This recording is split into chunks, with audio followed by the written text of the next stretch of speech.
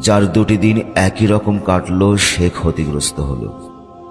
অর্থাৎ যে আজকের দিনটিকে গতকালের চেয়ে বেশি কাজে লাগাতে পারল না, সে উন্নতি করতে পারল না। তোমরা একে অন্যের প্রতি হিংসা করো না, ঘৃণা বিদ্বেষ করো না এবং একে অপরের থেকে মুখ ফিরিয়ে নিও না। তোমাদের মধ্যে সেই উত্তম যে তার পরিবার পরিজনের কাছে উত্তম।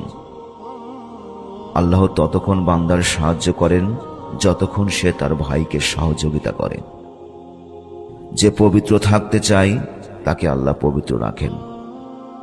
আল্লাহর পথে একটি সকাল কিংবা একটি সন্ধ্যা ব্যয় করা গোটা পৃথিবী এবং পৃথিবীর সমস্ত সম্পদের চেয়ে উত্তম।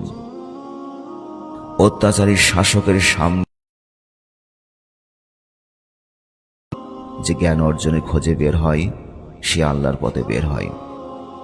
কোরআনকে আঁকড়ে ধরলে কখনো বিপদগামী হবেন না। প্রতিটি মানুষ তার কাজের সেই ফলই পাবে যা সে নিয়ত করেছে। তোমাদের মধ্যে সর্বোত্তম মানুষ তারাই যাদের আচার আচরণ সবচেয়ে ভালো। অর্ধেকটা খেজুর দান করেও তোমরা নিজেদের জাহান্নাম থেকে বাঁচতে পারো। যদি তাও না থাকে তবে সুন্দর করে কথা বলো। এক ব্যক্তি রাসূল সাল্লাল্লাহু আলাইহি ওয়াসাল্লামকে এসে বলল, আমাকে এমন কিছু শেখান যাতে আমি সুন্দরভাবে জীবন কাটাতে পারি, কিন্তু এমন কঠিন কিছু নয় যে আমি ভুলে যেতে পারি। রাসূল সাল্লাল্লাহু আলাইহি ওয়াসাল্লাম বললেন, রাগ করো না। একজন মুসলিম যদি গাছ লাগায় অথবা জমি চাষ করেন, সেখান থেকে পশু ও পাখিরা খেতে পারে, তাহলে সে একটি সদকা করল। সব ধরনের দাগ দূর করার জন্য কিছু না কিছু আছে। মনের দাগ দূর করার জন্য আছে আল্লাহর স্মরণ। কোন কাজগুলো সর্বোত্তম? মানুষের মনে খুশির সৃষ্টি করা, ক্ষুধার্তকে খাবার দেওয়া, পঙ্গু অসুস্থদের সাহায্য করা, দুঃখীদের দুঃখকে হালকা করা এবং আহতের যন্ত্রণাকে লাঘব করা। তুমি যদি পূর্ণভাবে আল্লাহর উপর ভরসা করো, যেমনটা করা উচিত, তাহলে তিনি অবশ্যই তোমার সব প্রয়োজন পূরণ করবেন, যেমনটা তিনি পাখিদের জন্য করেন। তারা ক্ষুধার্ত হয়ে বাসা থেকে বের হয়, কিন্তু ভরা পেট নিয়ে নিরে ফেরে। আল্লাহ তার সৃষ্টিকুলকে সৃষ্টি করার পর তার আরশের উপর লিখেছিলেন, নিশ্চয় আমার দয়া আমার ক্রোধকে প্রশমিত করবে।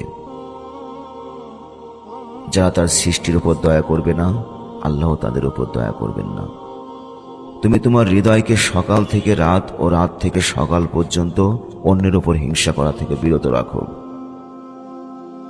হে আমার উম্মত, এটি আমার আইনগুলোর একটি, এবং যে আমার আইনকে ভালোবাসে সে আমাকে অত্যন্ত ভালোবাসে।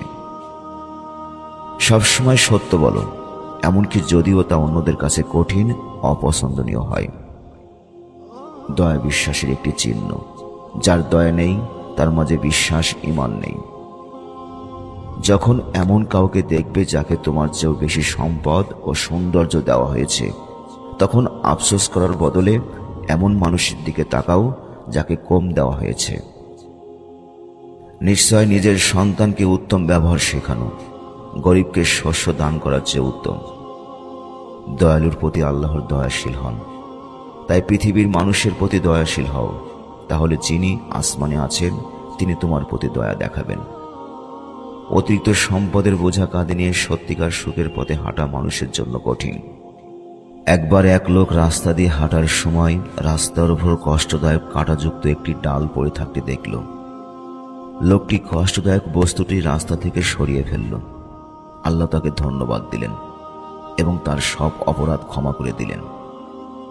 সত্যিকার জ্ঞানী কারা? যারা তাদের জ্ঞানকে বাস্তবে কাজে লাগায়।